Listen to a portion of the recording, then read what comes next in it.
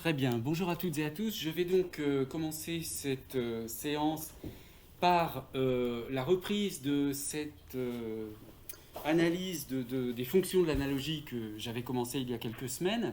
Donc, nous avions vu les trois premières fonctions, je ne vais pas y revenir, fonction catégorisatrice, fonction régularisatrice et fonction iconique, et je m'étais arrêté à la fonction figurative, que j'avais justifié notamment à partir de cette expression que Le Guern reprend de Stephen Ullmann, cette idée que l'image est l'expression linguistique d'une analogie. Donc on avait vu qu'il existe des liens au plan philosophique aussi, entre la notion d'image et la notion d'analogie, mais j'y reviendrai un petit peu. Et simplement, la réflexion que j'avais commencé à mettre en place, c'était une réflexion sur le concept linguistique d'image. C'est-à-dire que, à partir du moment où on accepte l'idée que le concept d'image peut être un concept de la description linguistique, et pas simplement un concept totalement extérieur à la linguistique, c'est-à-dire un concept qui vient de la psychologie, des disciplines artistiques, de l'histoire de l'art, par exemple, etc. Si on veut s'en servir en linguistique, est-ce que c'est possible ? Et bon, on va dire oui, on pense que oui, c'est possible, mais comment s'y prendre ? Comment le définir pour que ça devienne autre chose qu'une notion ordinaire, c'est-à-dire la notion d'image telle qu'elle est couramment... la notion d'image au sens où elle est couramment utilisée dans la vie quotidienne, c'est-à-dire que des exemples d'images, ce sont des photographies, des affiches, enfin bref, une représentation visuelle en 2 dimensions, c'est ça, a priori, une image. Enfin, a priori, quand je dis a priori, je veux dire par là, c'est ça dans une acception ordinaire de la notion d'image. Bon, mais si on reste sur cette définition de l'image, on ne voit pas en quel sens on pourrait parler d'image dans les langues. Pourquoi une expression serait imagée ? C'était notre point de départ, couper les ponts. Tout le monde, n'importe qui, la ressent cette expression comme imagée. Bon. Alors comment se fait-il qu'on ait un concept d'image dont on ne voit pas le lien avec la question du langage, et que de l'autre côté, on a cette espèce d'évidence qu'il y a des expressions imagées dans le langage, alors que, la notion d'image ne nous sert pas normalement pour le langage. Donc il y a quelque chose d'un peu paradoxal dans cette situation. Alors, j'avais commencé à aborder la question à partir de la première des 2 méthodes principales qu'on peut envisager pour essayer de comprendre la notion d'image au sens image verbale, c'est-à-dire le concept linguistique d'image. Cette première approche, c'était une approche épilinguistique, donc fondée sur le sentiment des locuteurs. Qu'est-ce que des locuteurs spontanément nomment image quand il est question de langage ? Alors, je vous avais montré les résultats d'une étude sur un petit corpus de francs textes, donc à partir de textes littéraires, où on se concentre sur toutes sortes de cas dans lesquels des auteurs parlent de quelque chose qui est imagé, mais de langage, de mots, d'expressions qui sont imagés. Donc on exclut évidemment, comme le rappelle cette diapositive, toutes sortes de cas dans lesquels, dans le corpus, imagé renvoie à autre chose que du langage. On retient uniquement quand il y a des exemples et des exemples illustrés. Eh bien, je vous rappelle simplement, je ne vais pas reprendre tout le détail, mais je vous rappelle simplement les conclusions auxquelles j'étais abouti. C'est que la catégorie épilinguistique de l'imagé équivaut au figuré, en fait. Quand spontanément les gens disent que quelque chose est imagé, quand on décrit ce qu'il nomme imagé, ça n'a pas tellement de rapport avec la notion même d'image, mais il s'agit de désignation indirecte. On le voit bien avec cet exemple que j'aime beaucoup, un personnage qui dit, il se disputait comme deux Darnaja, et le narrateur précise terme mystérieux qu'elle avait toujours refusé de traduire. Donc là, on voit bien qu'on peut, si on dit qu'on a un langage imagé, on ne voit pas quelle image peut produire Darnaja si on n'a pas du tout la signification de Darnaja. Ou alors, à ce moment-là, c'est d'image sonore, mais ce qui n'est pas exclu, parce qu'on a peut-être, même si le mot n'a pas de signification, ça évoque peut-être quelque chose, effectivement, peut-être d'oriental d'ailleurs, mais on a vu le rapport entre l'imagé et l'oriental qui existe à une certaine époque, milieu 19e, début 20e. Bref, mais enfin, cet exemple me semble assez révélateur du fait que il suffit qu'il y ait un mot comme et on a le signe du figuré sans qu'on ait vraiment une image. Au sens, alors c'est là où il faudra préciser les choses, en quel sens on va parler d'image. Donc cette piste de l'exploration épilinguistique, elle est un peu une impasse parce qu'elle ne permet pas de répondre au paradoxe indiqué tout à l'heure. Parce qu'au fond, cette catégorie épilinguistique de l'imagé, elle n'a pas un rapport suffisamment précis avec la notion d'image. Ce que je vous avais montré, c'est que dans l'ensemble de ce qui est nommé imagé, il y a effectivement des choses dont on perçoit un rapport direct avec la notion ordinaire d'image, mais dans beaucoup d'autres cas, on ne voit pas du tout le lien. Donc, le concept épilinguistique d'imagé, il est trop large, il renvoie simplement au figuré en général. Alors, pour adopter le fait d'adopter cette seconde perspective, la perspective métalinguistique, c'est une attitude qui revient à poser d'abord la question de l'image indépendamment du langage. D'abord de se mettre d'accord sur qu'est-ce qu'on appelle une image exactement. Qu'est-ce qu'on peut nommer image ?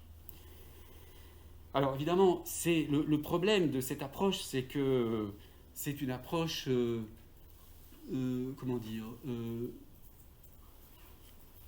complexe dans le sens où on ne peut pas prétendre répondre définitivement à cette question. On ne peut pas dire une fois pour toutes, voilà, une image, ça se définit de telle façon. Parce que il y a de multiples approches possibles et des approches multiples et irréconciliables d'une certaine façon.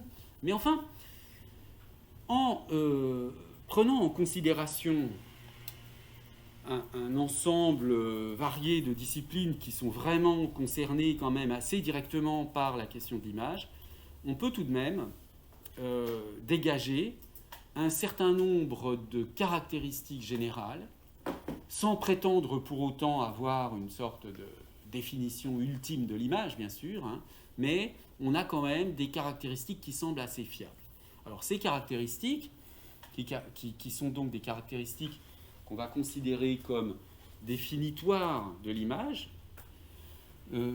ce sont les suivantes, la notion de sensorialité, le caractère représentationnel, la similarité et l'efficience. Donc le travail, là maintenant, consiste à examiner un peu le contenu de ces différentes caractéristiques indépendamment du langage et ensuite de transposer dans le champ linguistique ces caractéristiques générales de l'image. Alors, les premières, on les avait déjà vues. La sensorialité, c'est l'idée qu'une image est accessible au sens. Alors, c'est ambigu de dire ça parce que il est vrai que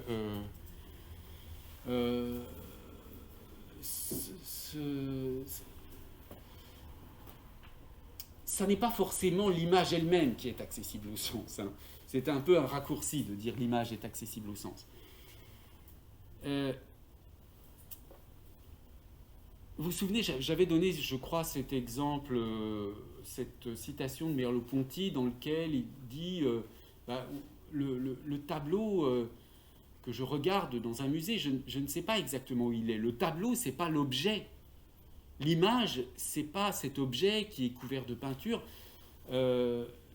C'est pas ça l'image. Ça, c'est le support de l'image, en fait. Donc, ce qu'on peut dire, c'est qu'une image se manifeste au sens, hein, mais c'est pas forcément l'image elle-même qu'on perçoit par les yeux. Hein. Ce qu'on perçoit par les yeux, c'est quelque chose, enfin, dans le cas d'un tableau, hein, ça va être des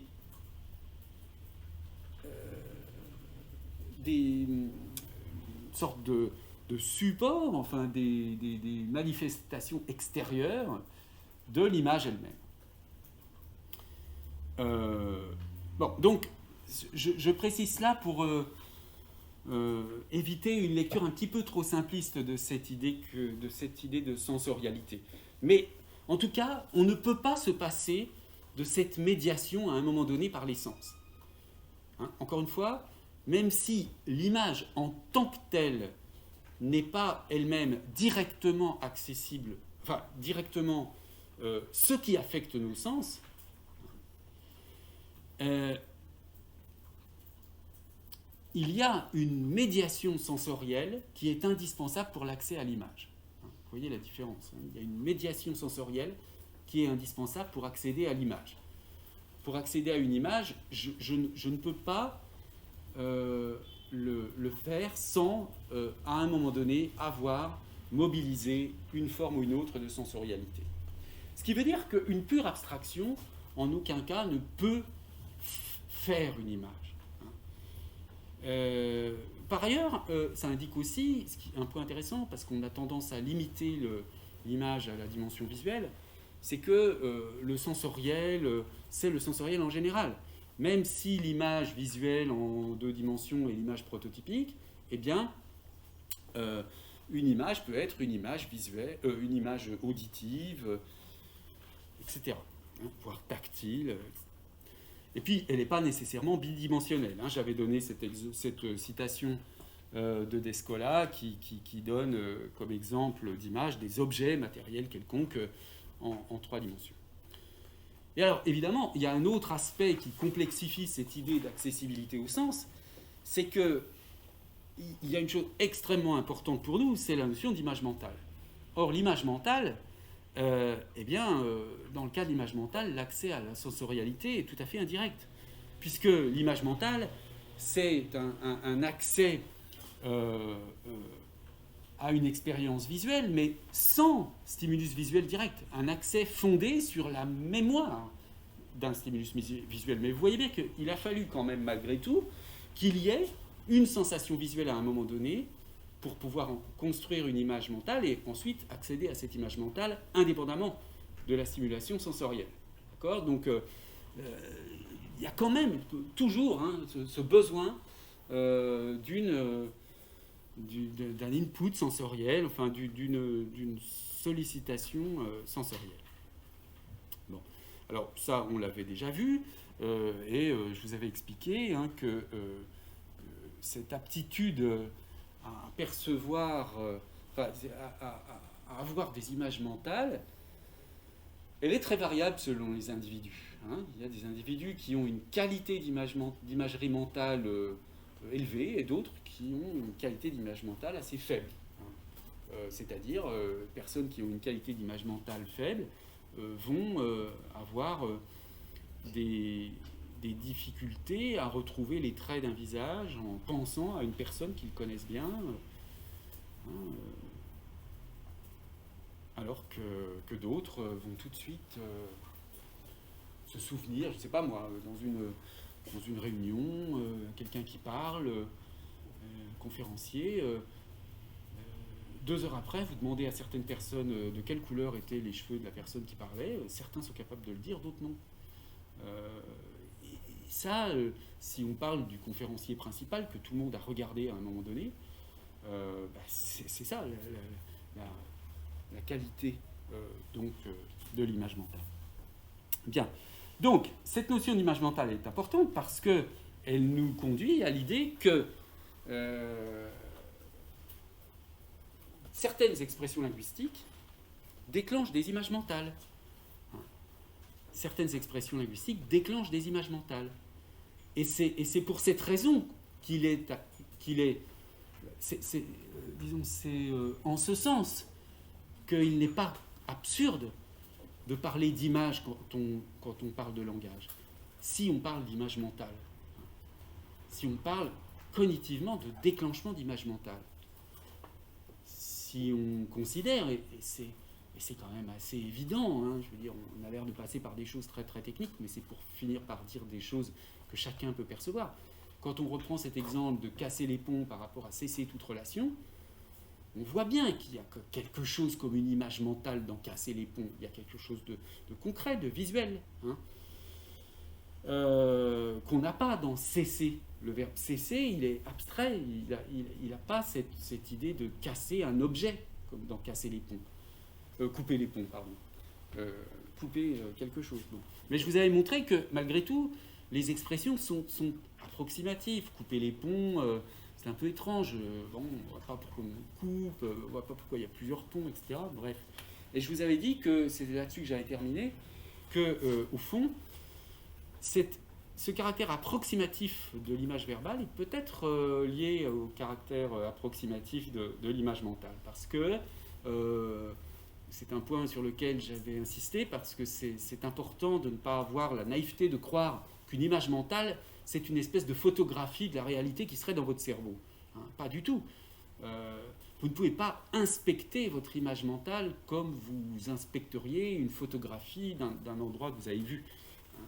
L'image mentale, d'abord, on l'a dit, elle dépend de votre qualité d'imagerie mentale, mais elle est de toute façon, même si vous avez une imagerie mentale de bonne qualité, elle ne retient que certains aspects. On ne peut jamais mémoriser tous les aspects d'une certaine réalité. En tout cas, ce qui est impossible, c'est d'inspecter votre image mentale, de regarder dans les détails, de zoomer sur un point, etc. Hein, donc on n'a pas des images mentales dans ce sens-là. On n'a pas des photographies dans la tête qu'on pourrait observer. Hein. Ce n'est pas tout à fait ça, l'image mentale. Mais enfin, ça signifie quand même qu'il y a au moins un sens de la notion d'image qui est compatible avec la description linguistique et tout au moins avec le genre de phénomène linguistique que l'on souhaite ici analyser. Donc ça, c'est le premier point, la sensorialité. Il faut qu'il y ait une sensorialité à un moment donné, et on verra comment ça se traduit au plan linguistique. Ensuite, un deuxième point, mais là je passe très vite parce que c'est d'une évidence totalement... c'est tout à fait évident, mais enfin encore faut-il le dire. Une image, ça représente quelque chose. Parler d'une image, c'est toujours parler de deux choses. De l'image et de ce qui est représenté.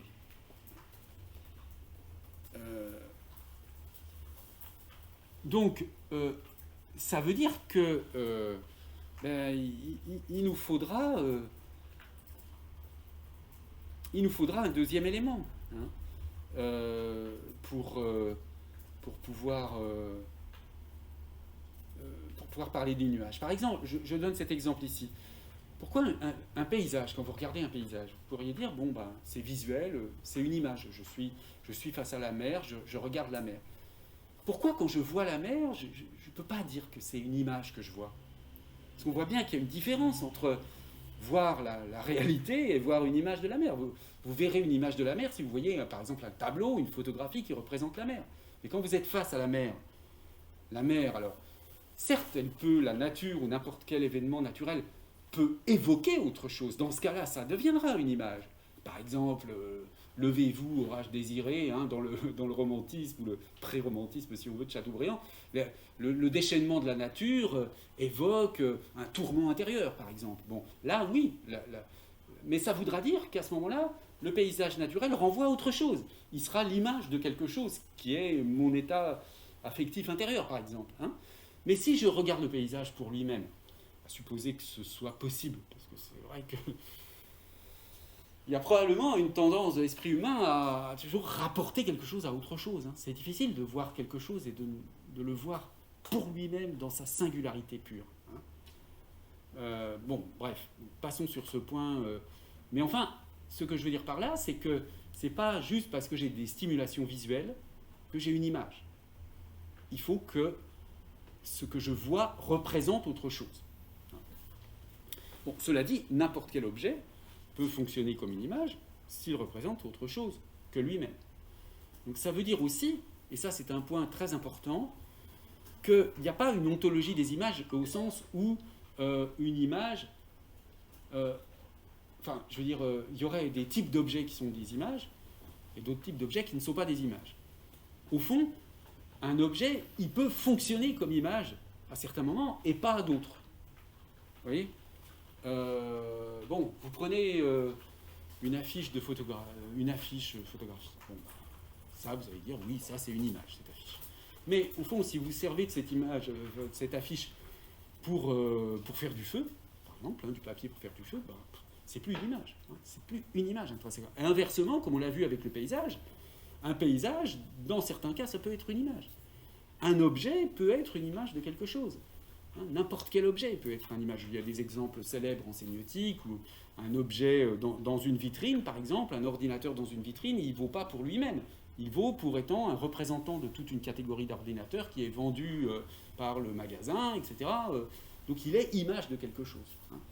Il ne vaut pas pour lui-même. Donc ça, disons que la notion d'image, c'est plutôt une notion de fonctionnement. Un objet fonctionne comme image. Mais on n'a pas, si vous voulez, des objets qui seraient intrinsèquement des images et qui ne pourraient rien être d'autre que des images.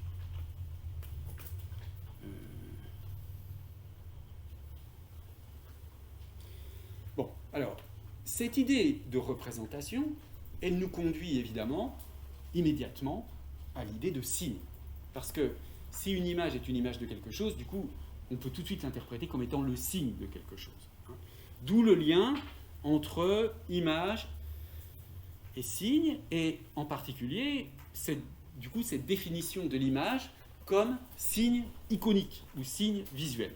Hein. Donc c'est un objet de la sémiotique générale qui peut se spécialiser sur les images et donc travailler sur les signes iconiques. Alors, ça c'est la deuxième caractéristique, c'est un peu une évidence, mais il faut quand même le dire. Ensuite, troisième caractéristique, image et similarité. Il faut non seulement que l'image, pour qu'on ait une image, que l'image renvoie à quelque chose d'autre, mais il faut aussi que ce quelque chose ait une relation de similarité avec l'image qui lui donne accès. Donc, là, il faut faire la différence classique hein, qu'on a chez Peirce entre les icônes et les index. Hein. Bon. Cette relation de similarité, c'est elle qui permet, en fait, d'obtenir des informations sur l'objet. Si l'image d'un objet que vous avez, si c'est une image, eh bien, l'inspection de cette image vous permet d'avoir des informations sur l'objet. En fait, s'il y a une similarité entre les deux. S'il y a une similarité entre les deux, vous pouvez récupérer des informations sur l'objet à partir de l'image. Alors, un exemple célèbre, c'est le fameux film d'Antonioni, Blow Up. Je ne sais pas si vous ne l'avez jamais vu, parce que c'est un film un peu ancien que les cinéphiles connaissent, mais que vous ne connaissez pas forcément. Je vous le conseille vivement. Hein, comme aujourd'hui, la grande question quand on regarde des films, c'est qu'est-ce qu'on va regarder ? On a tellement vu 36 000 choses. Et la question se pose de savoir comment chercher quelque chose qui retrouve notre intérêt. Voilà, ça c'est un conseil pas très compliqué à vous donner, puisque c'est quand même un film extrêmement célèbre. Et c'est notamment l'histoire d'un cinéaste, d'un photographe, qui par hasard prend une photographie dans un endroit, dans un parc, et va se rendre compte, c'est un photographe de mode, hein, c'est pour ça qu'il y a cette image un peu ambiguë hein, sur l'affiche. Bon, je ne vais pas me mettre à commenter l'affiche, passons. Mais c'est un photographe qui, à un moment donné, prend une photo dans un parc où en fait il y a eu un meurtre. Il a entendu un bruit, il me semble, dans le film, parce que je n'ai pas vu depuis longtemps. Et en fait, il va prendre la photo qu'il a faite et il va la grossir pour réussir à voir un endroit, une preuve qu'il y a eu effectivement un meurtre. Donc, l'image a permis d'avoir une information sur la réalité de ce qui était pris en photo à ce moment-là, donc de l'objet d'image.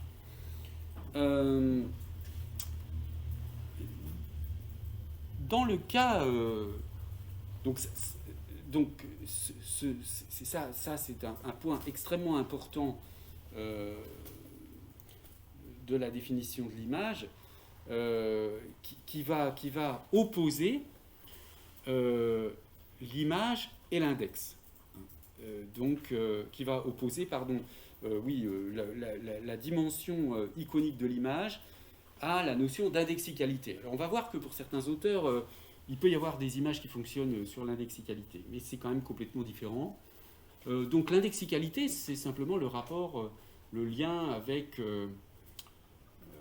c'est un rapport de contiguïté. Hein. L'indexicalité, c'est comme en linguistique, on connaît ça avec les déictiques, par exemple, ici, maintenant, etc.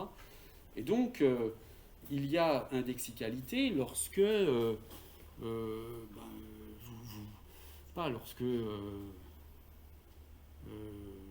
vous pointez un objet du doigt, pour prendre un exemple tout bête. Bon, la notion d'indexicalité, elle est liée au fait que le signe que vous faites pour montrer l'objet est bien en rapport avec l'objet, puisque vous montrez avec votre doigt une direction qui indique où est l'objet. D'accord ? Donc c'est un signe qui a un rapport avec l'objet, mais un rapport de contiguïté, de proximité. Mais il n'y a pas du tout de ressemblance entre le doigt et l'objet. Il n'y a pas du tout de similarité.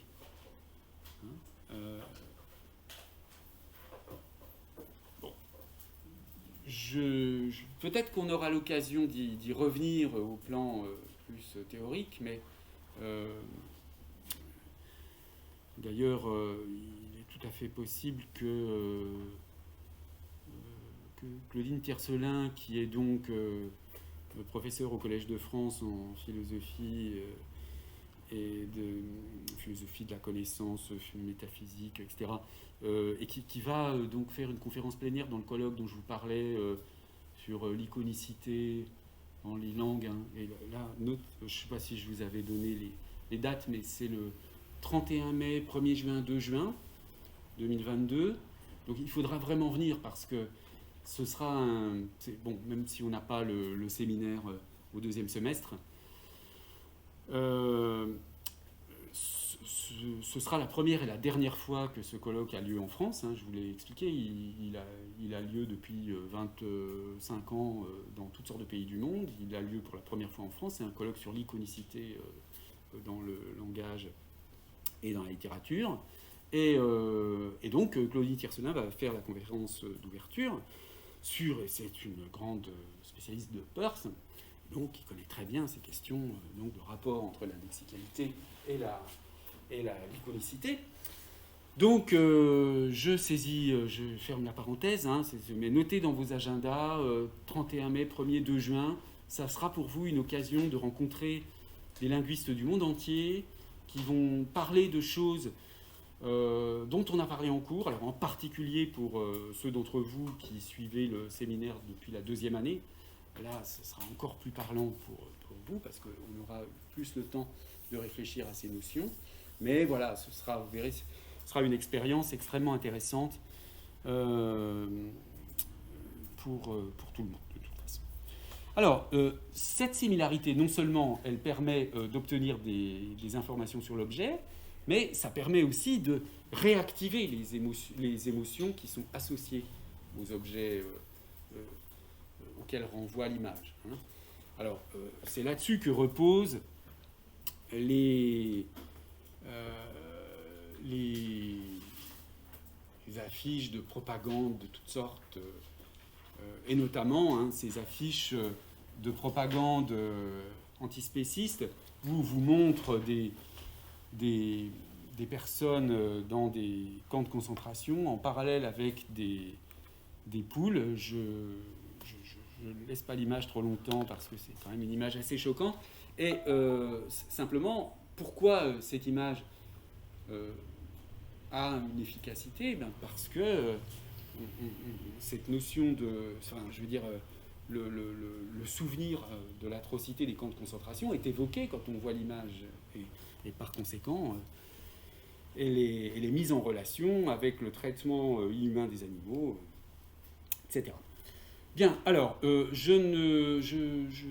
cette notion de similarité, je vous rappelle très rapidement, parce qu'on en a déjà parlé, que c'est un continuum. Il y a une similarité qui peut être plus grande, plus petite, qu'elle peut être attributive ou proportionnelle, et que, je vous avais déjà expliqué cela, mais j'y reviens parce que c'est quand même un point extrêmement important, c'est que les images qui sont fondées sur une similarité proportionnelle n'ont pas de ressemblance. Si vous voulez, la carte ne ressemble pas au territoire au sens ordinaire de ressemblance. C'est uniquement quand on a des similarités binaires ou attributives, comme ici, par exemple, les chaussures ressemblent aux pneus parce qu'elles sont noires, elles possèdent le même attribut. C'est uniquement dans ce cas-là qu'on peut parler d'une ressemblance au sens habituel du terme. Et donc, je vous rappelle que l'analogie, c'est le processus d'identification à partir des similarités. Alors, maintenant, dernier point, qui est aussi une chose très très évidente, c'est l'efficience de l'image, ce qu'on peut appeler l'efficience de l'image. C'est là aussi quelque chose qui est assez bien étudié par un certain nombre d'auteurs, pas du tout par des linguistes, évidemment. C'est l'idée que l'image a un impact cognitif beaucoup plus fort que les mots.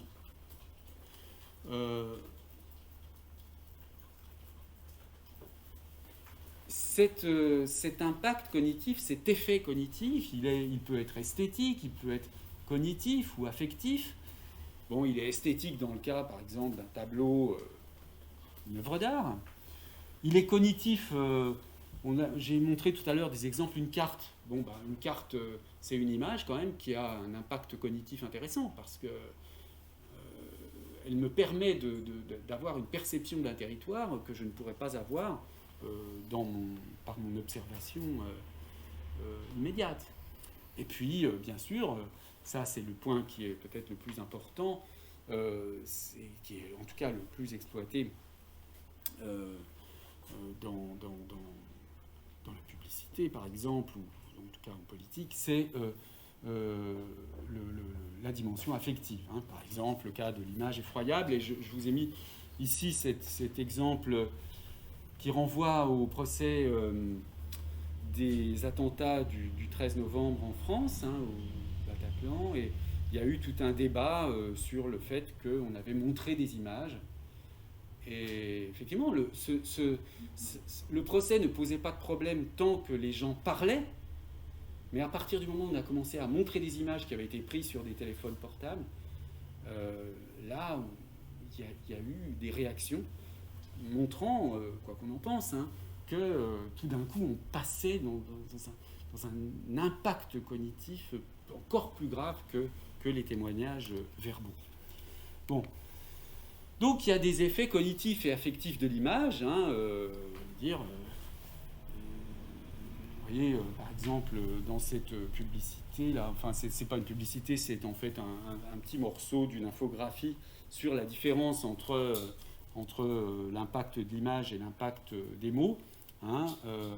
Le cerveau interprète les signes visuels plus rapidement que le langage.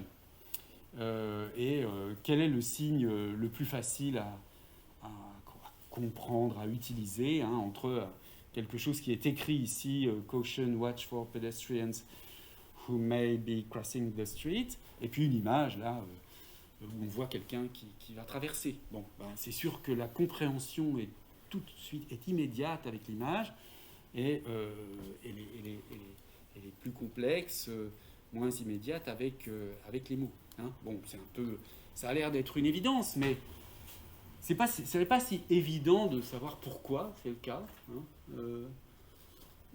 Mais enfin, ce sont quand même des choses sur lesquelles on a maintenant des preuves assez fortes. Il faut dire que, c'est pas très surprenant, mais que les travaux de recherche les plus approfondis sur les questions sont faits par des gens qui sont spécialistes de marketing, en fait. Pas du tout des gens qui s'intéressent à la cognition humaine, mais des gens qui s'intéressent à ça parce que ce qu'ils veulent, c'est que leurs produits se vendent le mieux possible et donc avoir un impact cognitif par des moyens de publicité. Et donc, ça les amène à privilégier l'image et à avoir montré que l'image est effectivement plus importante. Alors, là, je vous donne en complément deux citations de Philippe Descola, de nouveau, qui introduit une notion qui me semble un peu équivalente à celle d'efficience, qui est la notion d'agency, qu'il emprunte lui-même à un auteur, Gell, alors je ne sais pas comment ça se prononce, Gell peut-être, et il dit la chose suivante: pour qu'il y ait figuration, et non simple mimésis. Donc vous voyez, il fait une différence entre une mimésis, donc une espèce de représentation qui n'aurait pas d'impact cognitif. Donc une mimésis, ça suppose bien l'idée qu'on a une représentation avec similarité. Mais à ce moment-là, ce ne serait pas de la figuration.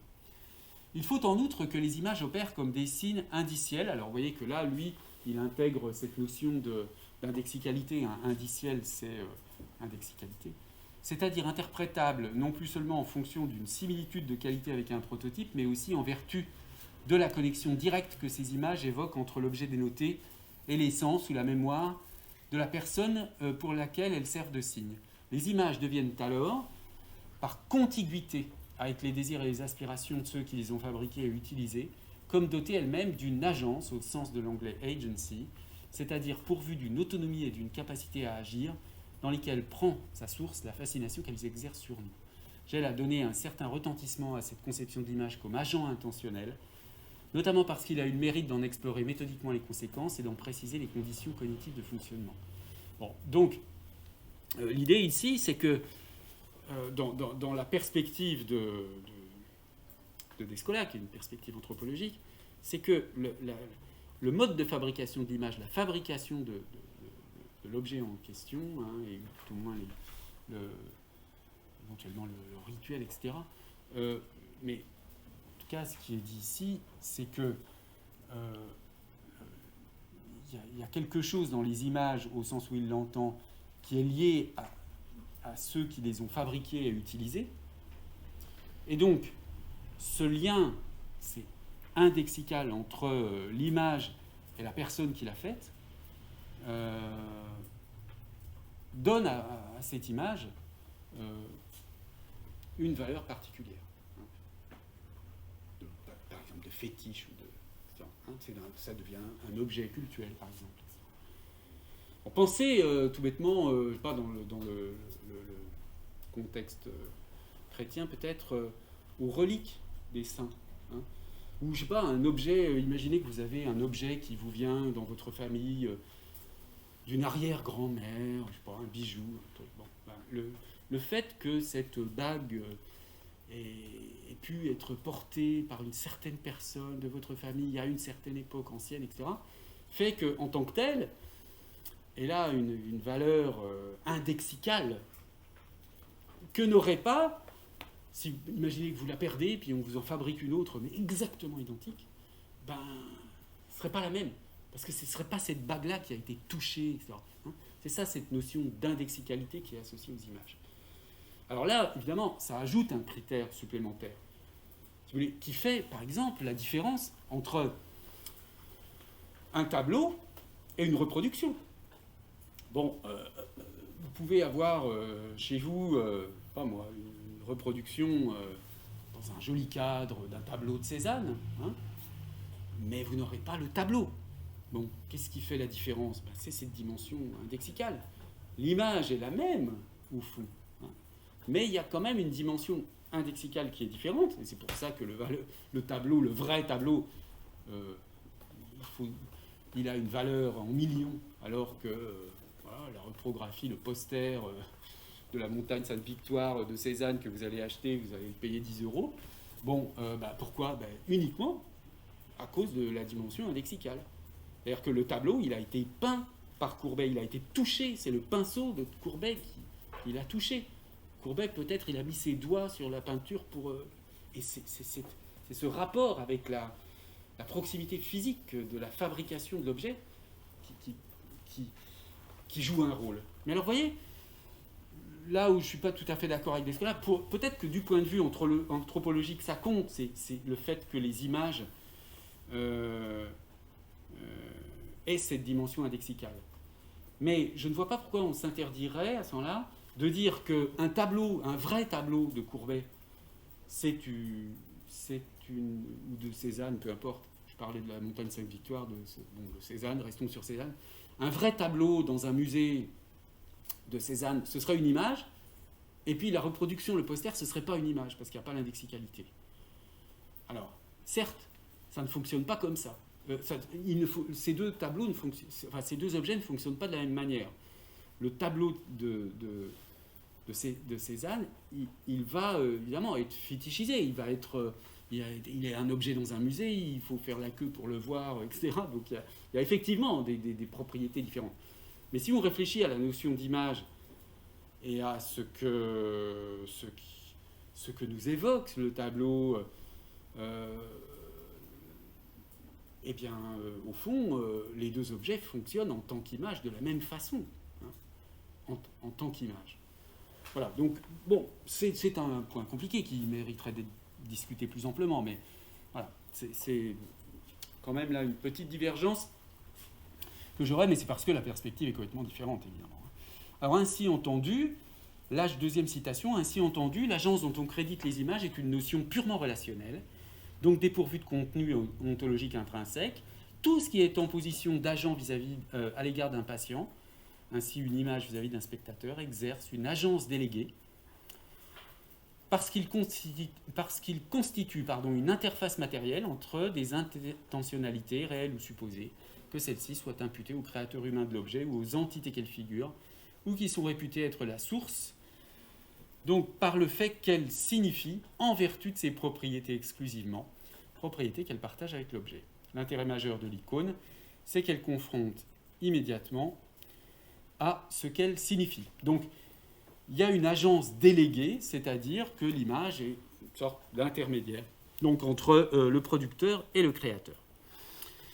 Bon, un autre apport intéressant dans la réflexion sur l'image et sur cette notion d'impact, d'effet de l'image, c'est l'apport de Marie-Josée Monzin quand elle distingue deux régimes de l'image. Ce qu'elle appelle, je ne sais plus si elle appelle ça comme ça, de régime de l'image, mais enfin, on peut dire ça de cette façon. Parmi ce qu'on peut appeler les visibilités, c'est le terme qu'utilise Monzin pour regrouper tout ce qu'on peut voir, il y a les images à proprement parler, et puis des choses qui sont des visibilités, mais qui n'ont pas cette... qui ne méritent pas le titre d'image, en quelque sorte. Hein.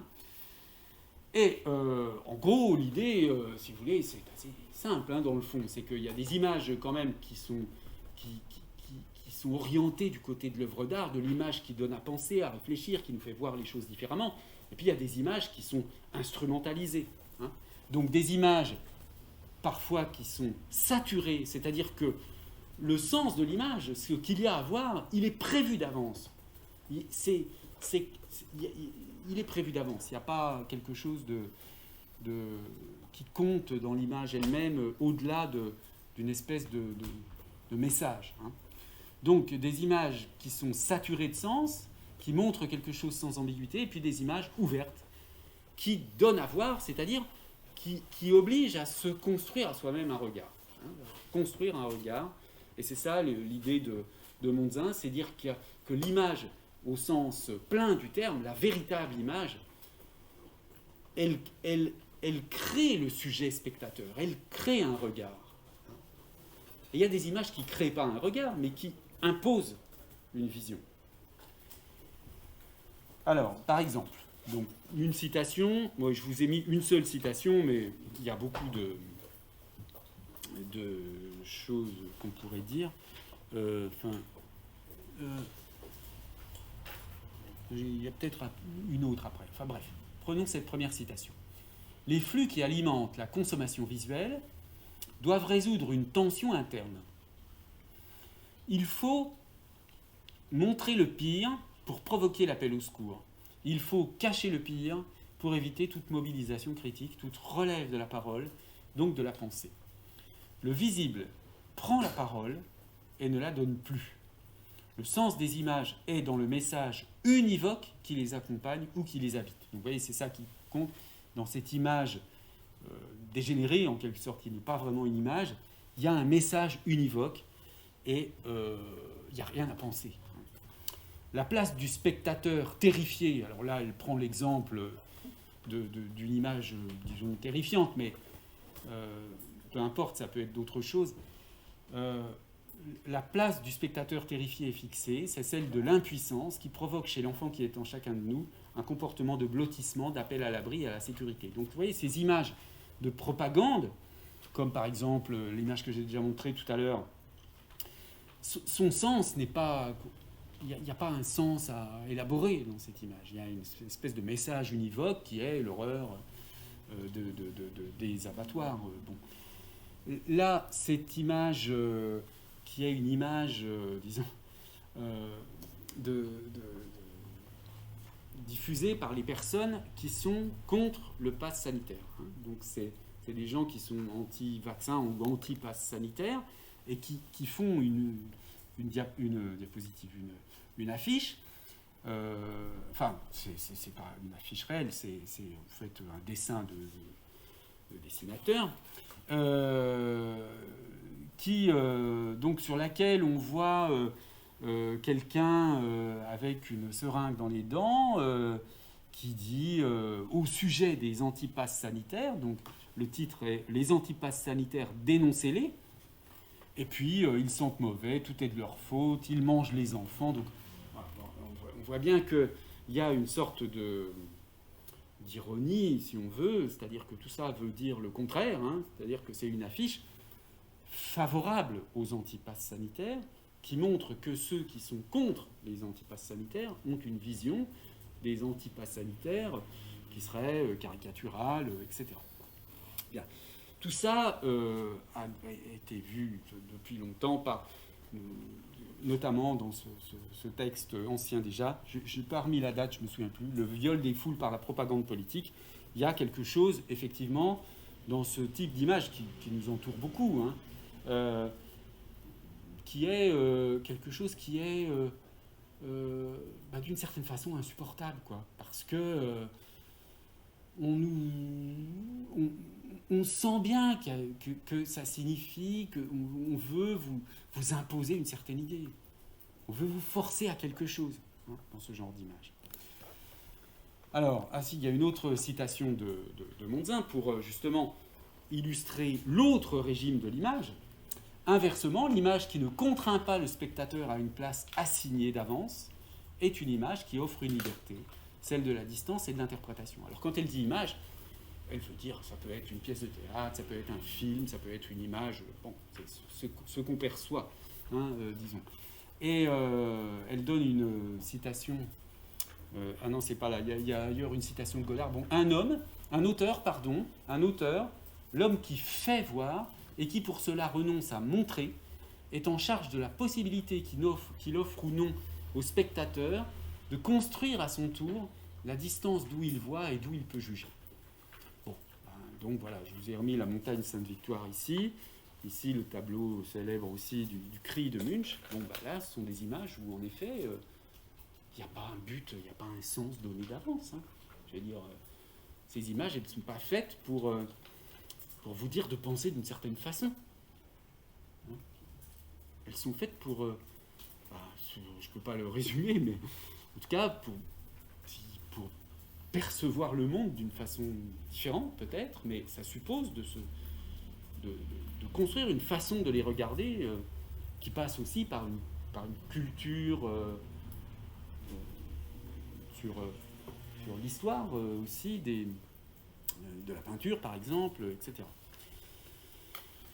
Dernière citation. Ah non, c'est pas une dernière citation, c'est la même, mais simplement je vous ai donné ici un autre genre d'exemple avec des images qui sont aussi d'une certaine forme de propagande, mais quand même beaucoup moins violente. Une série d'images sur la question du harcèlement, hein, et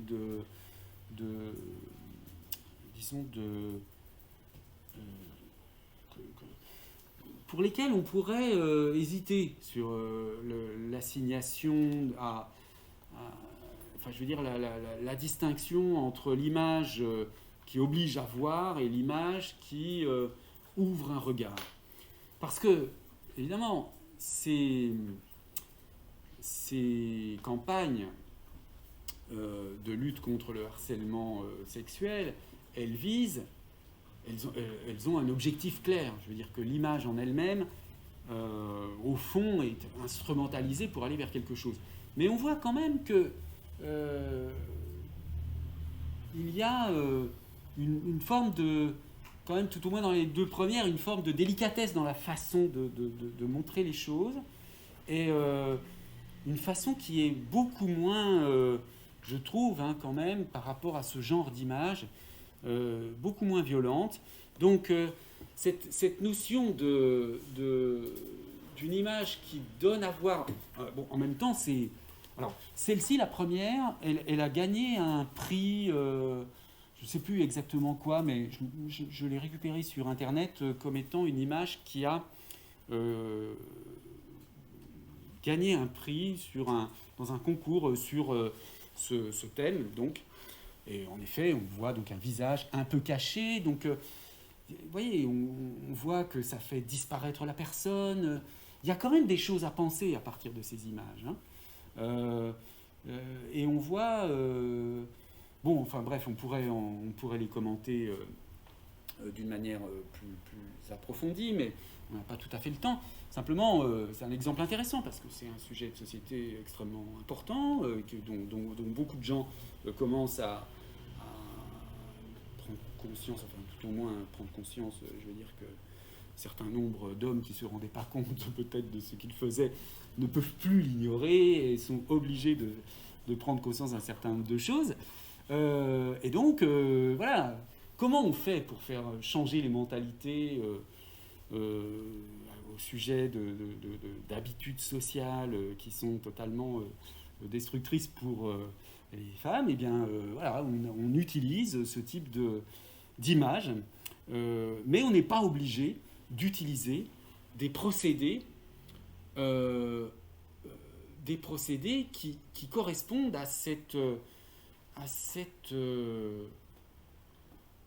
image qui assigne à une pensée, hein. C'est-à-dire que... Bon. Enfin bref, je passe parce que sinon ça va prendre trop de temps. Alors, je continue. En fait, j'avais oublié que je vous avais réservé plusieurs citations de Monzin. Je continue donc à commenter ces citations. L'image ne produit donc...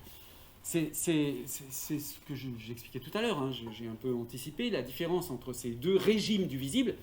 Donc, vous voyez que ce n'est pas deux régimes clairement distincts quand même, hein. Bon, il y a un continuum entre les deux, entre la pure affiche de propagande du genre holocauste animal et puis l'œuvre d'art, le tableau de Cézanne. Il y a évidemment tout un continuum avec des possibilités multiples. Bon. Mais enfin, on a besoin quand même, il semble que ce soit utile d'avoir ce contraste en tête. L'image ne produit L'image, donc la vraie, ne produit aucune évidence, aucune vérité, et ne peut montrer que ce que produit le regard qu'on porte sur elle. Donc ce n'est pas prévu, ce qu'elle va dire, l'image. C'est produit par le regard. L'image attend sa visibilité de la relation qui s'instaure entre ceux qui la produisent et ceux qui la regardent. Vous voyez ? Elle attend sa visibilité. Donc ça suppose qu'il y ait un concept ici de visibilité qui ne se réduit pas à la simple vision par les yeux. Un concept, elle attend sa visibilité de la relation qui s'instaure entre ceux qui la produisent et ceux qui la regardent. Pas de soi que si vous êtes très très... je sais pas, on pourrait prendre l'exemple au début de l'impressionnisme, au tout début de l'impressionnisme, et vous savez bien, les tableaux impressionnistes étaient vus par beaucoup de critiques d'art de l'époque comme étant des tableaux mal faits qui ressemblaient à rien, qui n'avaient... Le regard de ces personnes-là n'était pas prêt n'était pas capable de construire une visibilité. Vous ne voyez rien. Bon. En tant qu'image, elle ne montre rien. Si elle montre délibérément quelque chose, elle communique et ne manifeste plus sa nature d'image, c'est-à-dire son attente du regard. Vous voyez, c'est une espèce d'opposition entre communication et expression, si on veut. C'est pourquoi, plutôt que d'invisible, mieux vaut parler d'invu, de ce qui est en attente de sens dans le débat de la communauté. Une telle situation de décidabilité du sens suppose que l'image par elle-même est fondamentalement indécise et indécidable. Vous voyez, ça c'est intéressant quand même. Dès qu'une image devient trop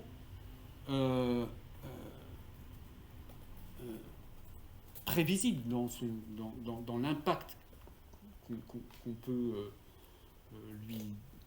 Enfin, disons, qu'on peut supposer qu'elle espère d'avoir, eh bien, elle n'est plus indécise et indécidable. Et l'image intéressante, la vraie image, c'est celle qui est indécise et indécidable. Donc voilà pourquoi mieux vaut distinguer au cœur du visuel les images des visibilités, en fonction des stratégies qui assignent ou non le spectateur à une place dont il peut bouger. Hors de tout mouvement, l'image se donne alors à consommer sur un mode communal. Donc, c'est-à-dire, c'est l'idée qu'il y a une place mobile, il y a une mobilité dans l'image, dans la construction du regard. Quand vous voyez une image, vous pouvez déplacer.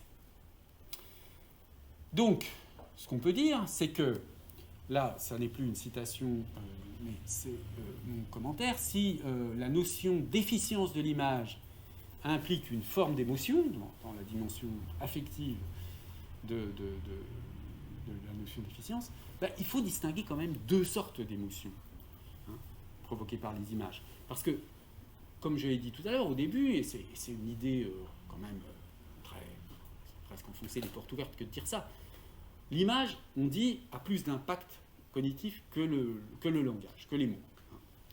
D'accord. Mais là, ce qu'on est en train de dire, c'est qu'il y a quand même deux formes très différentes de cet impact cognitif des images. Deux sortes d'émotions provoquées par les images. Celles qui sont prévisibles et imposées par le producteur de l'image, donc dans les domaines de la communication politique ou de la publicité, et puis d'autre part, celles qui résultent d'un déplacement du regard, d'une autre manière de voir, donc des émotions qui sont beaucoup plus imprévisibles, et qui, requièrent, dit-elle, là je reprends ce qu'est une forme de courage, dit-elle, je veux dire Marie-Josée Bonzin, une forme de courage en ce qu'elle suppose qu'on quitte le terrain des significations déjà connues, déjà constituées. C'est-à-dire que là, il faut accepter de voir les choses différemment. Et ça demande un courage, parce que changer sa vision des choses, c'est jamais facile. Bon, et une citation où elle reprend une formule de Godard. Jean-Luc Godard a ainsi énoncé la nature de ce non-lieu où s'inscrit le sujet qui voit, c'est-à-dire le spectateur. Pour voir, dit-il, il ne faut pas avoir peur de perdre sa place. Cette formule dit à la fois le déplacement et la nécessité intrinsèque d'être sans peur. Je crois tout à fait capital de souligner la dimension du courage qu'il faut pour voir une image, pour construire et pour défendre le regard. Bon, c'était un peu exagéré, à mon avis, il ne faut pas non plus en faire trop, mais en effet, il y a, du point de vue intellectuel, une forme de courage à sortir de ses horizons d'attente habituels, etc., etc. Bien, alors, dans cette perspective qui consiste à examiner ce qu'est l'image en général, on a vu donc ces 4 critères, hein, sensorialité, caractère représentationnel, similarité, efficience. Alors maintenant, la dernière étape, ça consiste à appliquer ça à la linguistique et donc à la question du langage. Pour cette dernière partie, sur vraiment le concept linguistique d'image, où on va reprendre les différentes notions qui ont été présentées indépendamment de la linguistique avant, mais je vais les reprendre simplement en 3 points au lieu de 4, en regroupant les deuxième et le troisième. On va d'abord voir la dimension sensorielle, ensuite la question de la représentation iconique, de l'analogie et du conflit conceptuel qui sont un regroupement de la notion de représentation et de la notion de similarité, et enfin la notion d'efficience en rapport avec l'innovation sémantique. Alors, premièrement, la dimension sensorielle. Donc on a vu, une image, il faut qu'il y ait, à un moment donné, qu'elle se manifeste de telle sorte qu'elle soit accessible au sens. Alors cette dimension de l'accessibilité au sens, dans le cas de l'image mentale, elle se traduit par la notion d'imageabilité, qui est une notion donc très courante en psychologie cognitive, mais pas tellement en linguistique. Et l'imageabilité, c'est tout simplement la facilité avec laquelle un participant, un individu, peut générer une image mentale correspondant à un objet ou à une action, s'il s'agit d'action. Qui est un objet ou une action qui sont désignés par un mot ou une expression. Donc, par exemple, pomme a une imageabilité plus élevée que le mot lutte, qui est un mot plus, non pas plus abstrait, mais un mot qui renvoie à une représentation ou à une réalité qui ne correspond pas à une image très facilement identifiable. Alors Marc Bonhomme, dans l'article dont je vous ai parlé, qui est un des seuls donc, à avoir travaillé vraiment sur cette question, il évoque ce facteur, mais en parlant d'imagerie, et il le met en relation avec la notion de concrétude. Plus un signe verbal est concret, plus son potentiel d'imagerie est élevé. C'est vrai, mais ça ne coïncide pas tout à fait, la notion d'imageabilité et la notion de concrétude. Alors, pour définir plus précisément la notion d'imageabilité, je prends une citation de Patrick Bonin, qui est un psychologue, un spécialiste de psychologie cognitive, de psycholinguistique, et qui a lui-même construit des normes d'imageabilité. Il nous explique ici que c'est une norme qui est relative, alors lui, il la lie au concept, mais les concepts sont eux-mêmes liés aux mots. Il s'agit de la facilité estimée à partir d'échelle avec laquelle un participant peut générer, à partir de la représentation, de la présentation visuelle du nom de l'image, une image mentale correspondant à l'objet, ou bien l'action s'il s'agit d'action, désignée par le mot. Par exemple, à partir de la représentation visuelle du mot pomme, donc on montre le mot pomme à des gens, l'individu doit s'en faire une représentation mentale, donc une image mentale, et il doit, à l'aide d'une échelle en X points, par exemple noter de 1 à 5, ou de 1 à 7 plutôt, à quel point ce mot vous évoque une image mentale. Sélectionnez la case qui correspond à son degré de facilité. La case 1, par exemple, correspond à la réponse « Je n'arrive pas à former une image mentale ou très difficilement ». La case 5, donc c'est de 1 à 5, pardon, je disais de 1 à 7, à la réponse « J'ai réalisé très facilement une image mentale ». Pour le mot « pomme », par exemple, les valeurs d'imageabilité sont en général élevées. D'accord ? Alors, un exemple de table de normes dans lesquelles on a ce type d'information, c'est ça. Là, je ne vous ai pas mis la référence, j'ai oublié, mais peu importe. Ça vient, je pense, peut-être du même article de Bonin, d'ailleurs. Alors, vous voyez, une série de mots, par ordre alphabétique, ici, et puis des normes. Alors, pourquoi des normes ? C'est-à-dire, c'est des moyennes, si vous voulez. Et ça sert aux psychologues pour éviter éventuellement des biais. Quand ils choisissent des mots pour faire des expérimentations psychologiques, de faire attention de ne pas choisir un mot qui a telle ou telle propriété et qui fausserait l'expérimentation, hein, qui construirait un biais. Bref. Donc vous avez différentes normes ici. La norme, la concrétude, l'imageabilité, la fréquence subjective et la valence émotionnelle. Bon. Donc nous, ce qui nous intéresse, c'est l'imageabilité. Alors, vous voyez que, d'une manière un peu générale, donc ça va de 0 à 5 qui serait le maximum. Hein. Puisque les gens notent 1 ou moins que 1 si le critère est faible, et puis note 5 si le critère est fort. Donc par exemple, pour la concrétude, les gens ils vont mettre un chiffre, enfin on va obtenir un nombre proche de 5 si la concrétude est élevée, mais un nombre plus proche de 0 si la concrétude est faible. Ça c'est écart type, hein, je n'en parle pas. Donc vous voyez qu'ici on a des chiffres d'imagerie qui sont assez élevés, proches de 5, comme les chiffres de concrétude. Donc abeille, abricot, accordéon, ce sont à la fois des mots qui renvoient à des concepts qui ont une forte concrétude et en même temps une forte imagerie.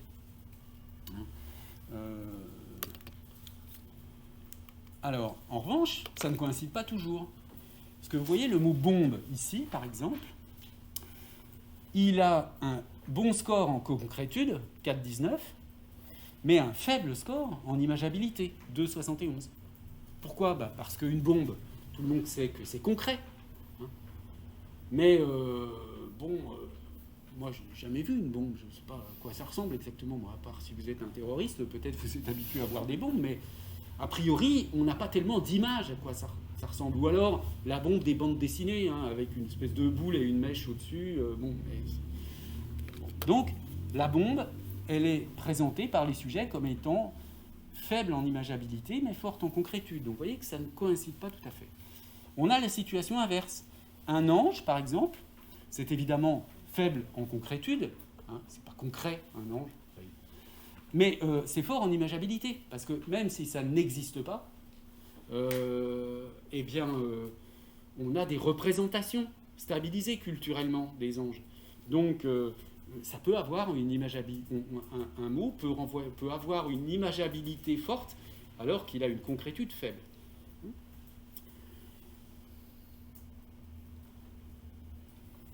Ensuite, vous avez des cas où on a une concrétude faible et une imageabilité faible, comme anatomie, qui est un nom un peu abstrait, donc forcément, il est faible en concrétude et forcément faible en imageabilité.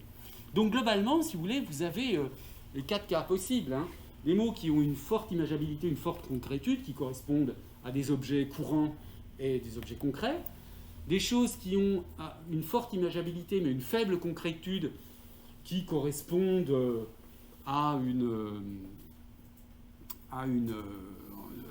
par exemple à des êtres fictionnels, hein, ange, diable, dragon, fée. Une imageabilité faible avec une forte concrétude, ça correspond à des objets dont on sait qu'ils existent, mais qui sont moins courants, donc on ne sait pas forcément à quoi ils ressemblent. Et puis des objets qui sont à la fois faibles en concrétude et faibles en imageabilité, comme sang, décoration, etc. Alors, donc, ça permet de nous donner une explication un petit peu plus précise, un peu plus technique, pour comprendre pourquoi couper les ponts est imagé par rapport à cesser toute relation.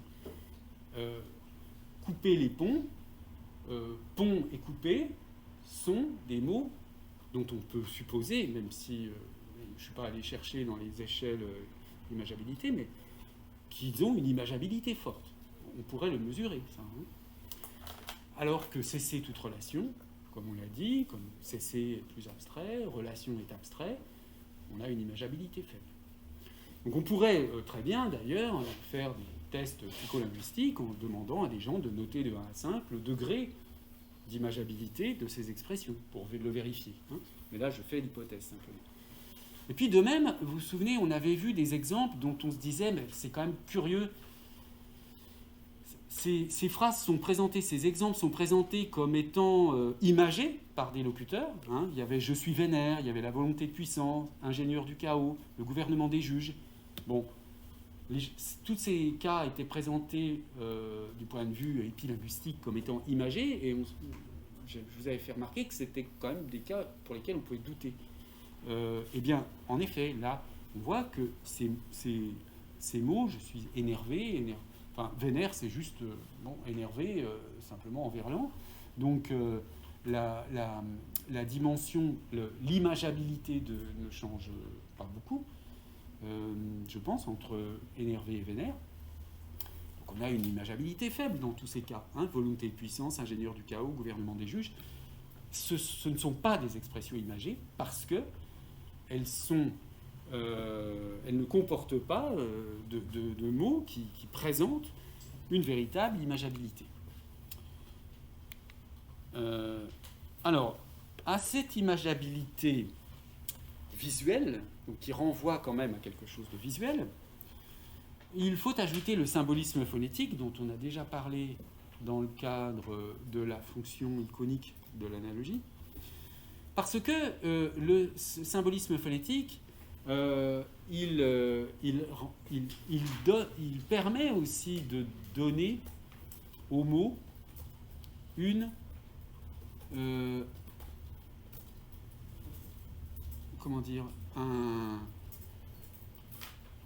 une sorte de prégnance sensorielle particulière. Hein. Le symbolisme phonétique permet d'élargir la notion sensorielle de l'image au-delà de la visualité. Donc, les mots, dans leur dimension auditive, sont aptes à véhiculer certaines caractéristiques sensorielles non auditives. D'accord ? Donc, par exemple, voilà, un mot avec beaucoup de i, ça renvoie à quelque chose de petit. C'est connu, c'est ce qu'on appelle le frequency code. Hein, on a déjà parlé, les i qui renvoient à du petit, les a ou les o qui renvoient à des choses grandes. Donc là, si vous voulez, l'imageabilité, elle est indirecte. C'est-à-dire qu'on a un son aigu, ça va nous évoquer une image de quelque chose de petit. Donc il y a bien une imageabilité, mais qui ne vient pas de l'image, qui vient du son. Là, hein. Alors, maintenant, cette notion d'imageabilité, elle va être intéressante pour réfléchir sur les métaphores. Parce que, bon, j'anticipe un tout petit peu, tout à l'heure on va voir qu'évidemment que dans le cas de la métaphore, on a bien sûr une représentation, on a cette dimension de représentation et la dimension de similarité. Mais il y a aussi, évidemment, le problème de savoir si la métaphore, elle augmente ou pas l'imageabilité. Et là, on aboutit à des résultats quand même qui modifient un petit peu ce qu'on a l'habitude de voir. C'est-à-dire que ce que je vais essayer de montrer avec ces exemples, c'est qu'il y a des métaphores qui ne sont pas des images. Toutes les métaphores ne produisent pas des images. Pourquoi ? Parce que si vous partez de l'importance si vous définissez l'image par la présence de l'imageabilité, une métaphore, ça vous met en relation une source, c'est une relation d'analogie qui met en relation une source et une cible. Donc, par exemple, la canicule des preuves, chez René Char, vous avez la source qui est canicule, la cible qui est preuve. Donc je métaphorise preuve avec canicule. D'accord ? Donc canicule, par rapport à preuve, c'est évidemment beaucoup plus... Enfin, c'est plus concret, là, en l'occurrence. C'est pas tellement plus imageable, mais là, en l'occurrence, ça a quelque chose de plus concret. L'histoire est un bagne, c'est un meilleur exemple plus simple. L'histoire, ça n'a pas d'imageabilité, mais un bagne, ça a, on peut dire... Alors, oui, encore une prison, bon, ça évoque bagne, prison, ça évoque quelque chose de plus visuel, disons. La piété, lierre qui s'enracine. Hein. La piété, c'est ce qu'on veut désigner, et on le métaphorise par le lierre, qui est évidemment beaucoup. Donc, dans tous ces cas, si vous voulez, la haine et le tonneau des pâles d'Anaïde, chez Baudelaire, donc, dans tous ces cas, c'est clair qu'on va avoir une image, une production d'image, parce que la similarité sur laquelle est fondée la métaphore qu'on produit, enfin, est une similarité qui tire la chose dont je veux parler vers quelque chose de plus concret ou de plus imageable. Donc ça, c'est la métaphore à imageabilité croissante. Croissante, oui. Et puis vous avez des cas qui sont un peu intermédiaires où l'imageabilité est constante.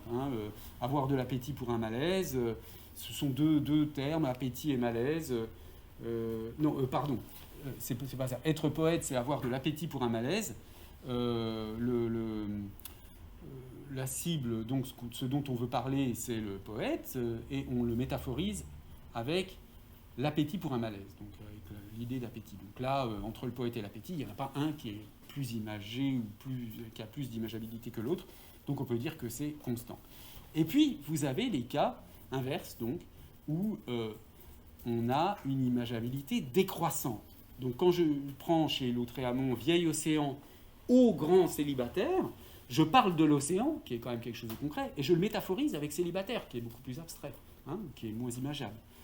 En tout cas, là, en termes d'imageabilité, océan a une imageabilité, célibataire n'en a pas.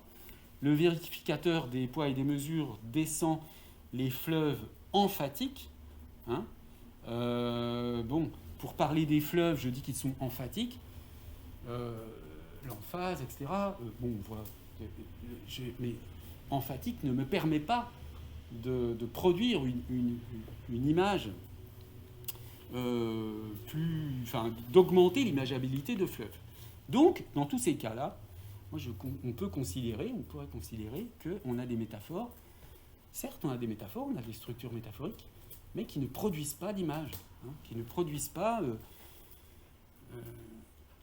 d'image. Alors, d'autres exemples sont donnés dans l'article de Ullmann, dont je vous parlais aussi dans la première séance dans laquelle j'ai fait cet exposé. Donc, il classe en fonction du... Est-ce que le terme... il a 4 cas de figure, dont un est éliminé. Le terme concret est comparé à un autre terme concret. Le terme concret est comparé à un abstrait. Le terme abstrait est comparé à un concret. Le terme abstrait est comparé à un abstrait, mais ça, il l'élimine. Bon, donc, ça fait 3 possibilités. Et là, on a des cas qui sont du même genre que ceux qu'on vient de voir avec l'océan, célibataire, etc. La lune froide et claire comme un doute. Bon, on a une comparaison ici, c'est pas une métaphore, mais peu importe, pour l'instant. J'ai dit métaphore, mais je voulais dire métaphore ou comparaison, figure de similitude dans les deux cas. La lune froide et claire comme un doute, il y a une comparaison intéressante, qui produit quelque chose d'intéressant. Mais ça produit tout ce que vous voulez, mais pas une image. Nous jaillit de plus loin comme un aveu plus hardi.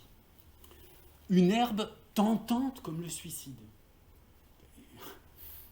C'est très curieux. Et en tout cas, on a des constructions, des comparaisons, dont, dit Ullmann, qui, selon Ullmann, tirent leur expressivité de leur caractère insolite. Au lieu de concrétiser l'abstrait comme le font la plupart des images, elles opèrent en sens inverse et déconcrétisent, pour ainsi dire, des objets matériels. Mais si elles déconcrétisent des objets matériels, est-ce qu'on peut parler encore d'image à ce moment-là ? C'est quand même un problème. Donc, à mon avis, dans ces cas-là, il n'y a pas d'effet d'image. Il y a autre chose qui est tout à fait intéressant. Ce sont des métaphores intéressantes, mais en tout cas, des métaphores qui ne produisent pas des images. Ça mériterait, j'en parle rapidement, mais ça mériterait quand même une étude détaillée. C'est pas... Alors maintenant, l'image comme représentation iconique. Alors comme je l'ai dit rapidement tout à l'heure, l'iconicité, ça s'oppose à l'indexicalité. Et l'indexicalité, c'est un rapport de contiguïté entre le représentant et le représenté. Et puis, ça s'oppose aussi au symbole. J'en ai pas parlé parce que là, il n'y a pas ni de similarité ni de contiguïté. C'est une pure et simple convention qui me relie un élément à un autre. Bon. Alors, le fait de considérer l'image comme une représentation iconique, c'est-à-dire, comme on l'a vu tout à l'heure, non seulement l'image doit représenter quelque chose d'autre, mais quelque chose d'autre qui lui ressemble. D'accord ? Donc, ça permet d'exclure de la catégorie de l'imagerie tous les emplois figurés qui ne reposent pas sur une relation de similarité. Donc, les figures qui sont autre chose que des figures d'analogie, par exemple la métonymie, la synecdoque, etc., certes, ce sont des figures, mais ce ne sont pas des images, parce qu'il n'y a pas cette relation de similarité. Et donc, là, ce qu'on a montré quand même, c'est que dans la notion d'image, il y avait cette notion de similarité. Donc, les seules figures qui sont susceptibles de produire des images verbales, ce sont les métaphores et les comparaisons. Et puis donc, ça exclut aussi les cas où la source de l'analogie est ininterprétable par le locuteur.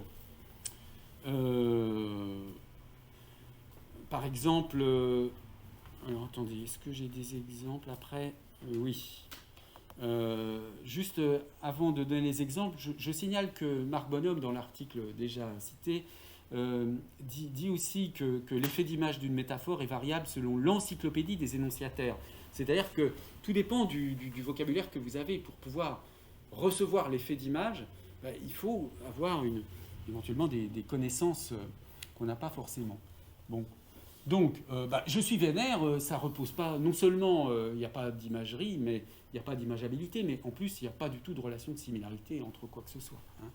Là non plus, tu parles, ta gueule, les exemples de Colette, hein, dont on avait parlé déjà, là, il n'y a pas de relation de similarité du tout. Hein. Même chose pour le langage des tirailleurs, voilà, le langage imagé des tirailleurs, qui est une espèce de français d'Afrique un peu particulier. On ne peut pas dire qu'il y a une relation de similarité de quelque chose avec autre chose. Donc c'est pas du tout ce ne sont pas du tout des images, hein. Ce sont des emplois figurés, ce sont des figures peut-être, on peut les considérer comme des constructions figurées, mais pas comme des constructions imagées. Bon, il y a à nouveau, je remets ici, ils se disputaient comme deux d'Arnaja, parce que là, on ne sait pas ce que ça veut dire, donc on ne peut pas interpréter. C'est un service bidon. Pour dire, hein, je remets le contexte rapidement, ils ont leur service culturel aussi. Un nommé marchand m'a défini la situation de manière imagée. C'est un service bidon. Pourquoi ce n'est pas une image, en fait, ici ? Parce que pour pouvoir établir une relation de similarité entre service et bidon, on fait comment ? Qu'est-ce que ça veut dire un service bidon ? Pourquoi c'est bidon ? Quel rapport avec un bidon ? En fait, il faut savoir que bidon ici, ça vient d'une vieille expression qui consistait à bidonner, c'est-à-dire à plier des draps d'une façon telle que ça trompe l'acheteur et qu'il croit qu'il y en a plusieurs alors qu'il y en a moins. Voilà. Donc c'est une origine totalement perdue. Donc quand on dit que quelque chose est bidon, il n'y a pas d'image, puisqu'on ne sait même pas ce que ça veut dire bidon. Hein. On le retient comme un mot qui serait l'équivalent de quelque chose qui ne vaut rien, quoi. Bon. Pareil pour vivre en père peinard. Qui c'est ce monsieur Peinard ? Hein, pourquoi on l'appelle comme ça ? Qu'est-ce qu'il faisait ? Comment il vivait exactement ? Bon, voilà. Après, là, je passe sur... Il y a tout. D'ailleurs, là, les hypothèses étymologiques sont variables. Je ne vais pas perdre de temps, mais enfin, en tout cas, je doute que vous ayez la moindre idée de ce que ça signifie. Père Peinard, qui est cette personne ? Mais on voit ce que ça... On comprend le sens de l'expression, mais on la comprend comme étant une figure, c'est-à-dire, au lieu de dire vivre tranquillement, on va le dire différemment, on va dire vivre en père peinard. Donc il y a bien quelque chose qui est de l'ordre de la figure, mais ça n'est pas une image. Parce que pour qu'on ait une image, il faudrait qu'on puisse faire la comparaison entre la tranquillité et ce que faisait ce fameux père peinard, mais personne ne sait ce qu'il faisait, donc on ne peut pas établir une relation de similarité. Dernier point, donc, maintenant, le rapport entre efficience et innovation sémantique. Alors, la façon dont je traduis cette notion, vous vous souvenez, d'efficience de l'image, c'est-à-dire l'effet cognitif particulier de l'image, je le traduis par la notion d'innovation sémantique. Donc, et ça rejoint un petit peu ce que disait Mondzin sur l'image, disons, créatrice, inventive, etc., par rapport à l'image dont le sens est calculé d'avance, ne fait que communiquer, etc. Donc, ça nous amène, l'innovation sémantique, à la notion de métaphore vive.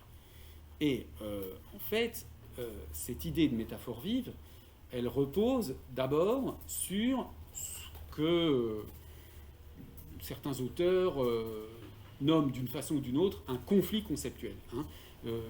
Kléber, dans un article déjà ancien, posait la question, est-ce qu'il y a quelque chose qui cloche dans la métaphore, c'est-à-dire est-ce qu'il y a un problème, et puis il faisait la liste de toutes les personnes, tous les auteurs, jusqu'en 99, date de son article, qui relevaient le fait que dans la métaphore, il y a une anomalie, une incongruité, une attribution insolite, etc. Bon. On va retenir, parmi toutes ces définitions, la notion de conflit conceptuel. Dans la métaphore, il y a un conflit conceptuel, il y a deux choses qui ne vont pas ensemble. Conflit conceptuel, c'est-à-dire, je sais pas, la métaphore, je sais pas, on en a vu tout à l'heure des métaphores, je peux revenir en arrière si on veut reprendre des exemples de... Voilà. Si je dis l'histoire est un bagne, j'ai un conflit conceptuel entre histoire et bagne, parce que je peux dire beaucoup de choses de l'histoire, je peux dire l'histoire est une... Si je peux parler de l'histoire comme une discipline, par exemple, en disant c'est une discipline complexe, je ne sais quoi. Je peux dire de l'histoire, qu'est-ce que je pourrais dire de l'histoire en général je pourrais dire l'histoire est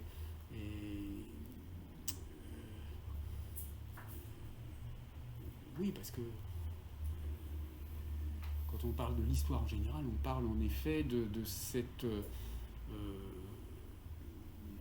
perception donc historique de la réalité. Donc, on pourrait dire, je ne sais pas moi, l'histoire implique une réflexion sur la chronologie. Enfin, je pourrais dire toutes sortes de choses de l'histoire. Mais si je dis que l'histoire est un bagne, je crée un conflit entre la notion d'histoire et la notion de bagne, parce que ces deux notions n'ont en principe rien à faire ensemble. La piété et le lierre.